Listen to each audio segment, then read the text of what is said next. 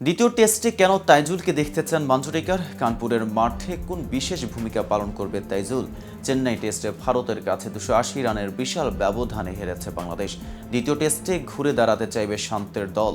কানপুর টেস্টে একাদশে পরিবর্তন আসার সম্ভাবনা অনেক বেশি।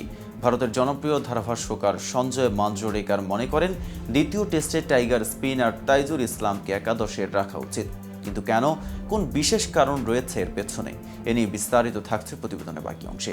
আর কেটিভি ক্রিকেট চ্যানেল থেকে আপনাদের সাথে আছে আমি মেহেদি হাসান। চেন্নাই টেস্টের শুরুটা ভালোই করেছিল বাংলাদেশ, তবে প্রথম ইনিংসে ব্যাটিং ব্যর্থতা এবং দ্বিতীয় ইনিংসে বাজে বোলিংয়ের কারণে ম্যাচটি বড় ব্যবধানে হারতে হয়েছে তাদের। এখন দ্বিতীয় টেস্টে ঘুরে দাঁড়াতে ভিন্ন কিছু করতে হবে বাংলাদেশকে। দ্বিতীয় টেস্টে ঘুরে দাঁড়াতে বাংলাদেশকে একজন বেশি স্পিনার খেলানোর পরামর্শ দিলেন সঞ্জয় মাঞ্জরেকার।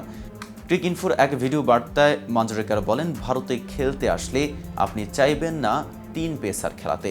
গ্রিন টপে খেললেও তৃতীয় বা চতুর্থ দিনে গিয়ে পিচ টার্ন করবে। 2 জন পেসারই যথেষ্ট।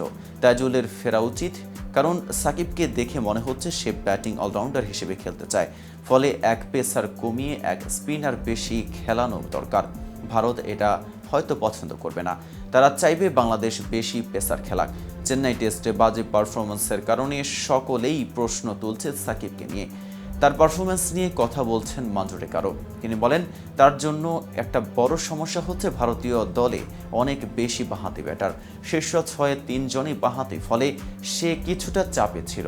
আর একটা সমস্যা হচ্ছে উইকেট টার্নিং ছিল না। সাকিব এমন বোলার যে টার্নিং উইকেট পেলে ঠিকঠাক বোলিং করে ব্যাটারদের সমস্যা ফেলতে পারে। এই ধরনের উইকেট দেখে এবং প্রতিপক্ষের ব্যাটারদের দেখে হয়তো তার মনে হয়েছে যে তার ব্যাটিং অলরাউন্ডার হিসেবেই খেলাটাই বেশি ভালো হবে। কারণ প্রথম ইনিংসে যে ধরনের ব্যাটিং সে করেছে মনে হচ্ছিল বেশ উজ্জীবিত হয়ে আছে। বোলিংয়ে তাকে আমার তেমন উজ্জীবিত মনে হয়নি। 2 ম্যাচের টেস্ট সিরিজের প্রথমটি জিতে সিরিজে 1-0-তে এগিয়ে গেছে ভারত। সিরিজের দ্বিতীয় টেস্ট আগামী 27 সেপ্টেম্বর কানপুরে। এদিকে চেন্নাই টেস্টের মাঝেই সাকিব আল হাসানকে নিয়ে উঠেছিল বড় প্রশ্ন। সাকিব কি আঙ্গুলের চোট নিয়ে খেলছেন এই টেস্টে? ম্যাচ শেষে বাংলাদেশ দলের অধিনায়ক নাজমুল হোসেন শান্তকেও সেই প্রশ্নের উত্তর দিতে হয়েছে। চেন্নাই টেস্টে সাকিবের অবদান কি, এমন প্রশ্ন করেছিলেন এক সাংবাদিক। সেই প্রশ্নের উত্তরে শান্ত বলেছেন, খুব সাহসী প্রশ্ন, মাশাআল্লাহ।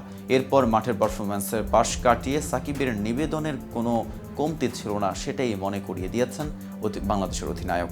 দলের নেতা হিসেবে এটাকেই সবচেয়ে গুরুত্ব দেন শান্ত। পুরনো রূপে ফেরার জন্য সাকিবের চেষ্টার কমতি ছিল না, সেটাও জানিয়েছেন শান্ত।